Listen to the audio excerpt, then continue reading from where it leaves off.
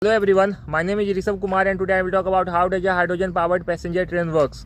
So first of all, India has launched its first hydrogen powered passenger train on 17th July 2026 on Jind Sonipat route, and India has become fifth country after Germany, Japan, China and America to do so. And this train consists of 10 coaches, from which 8 will be used for the passengers and other 2 will be used as a power cars.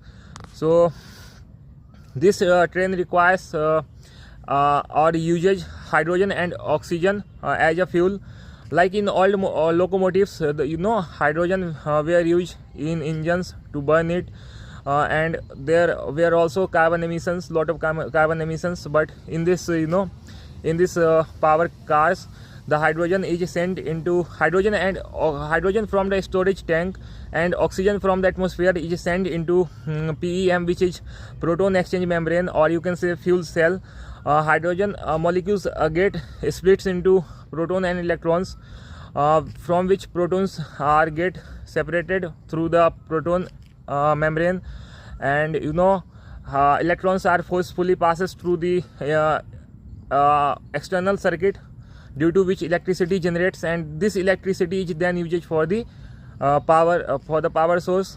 And there are some benefits with it, like in the hilly areas where installation of overhead wires are very difficult, and in the areas where the installation of overhead wires are very expensive, and also in the areas in all the areas where carbon emission is very high, so this train can be used.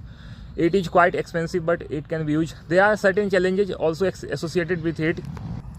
First one is the source of hydrogen. Like hydrogen is what is the source of hydrogen? So hydrogen is generated by passing the electricity through water.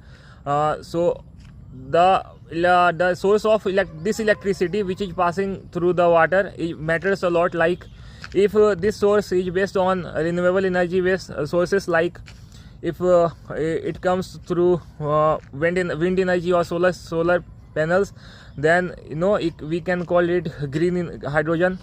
Otherwise, if the electricity is coming from the coal, or you can say natural gas based plants, then it can affect the climate a lot.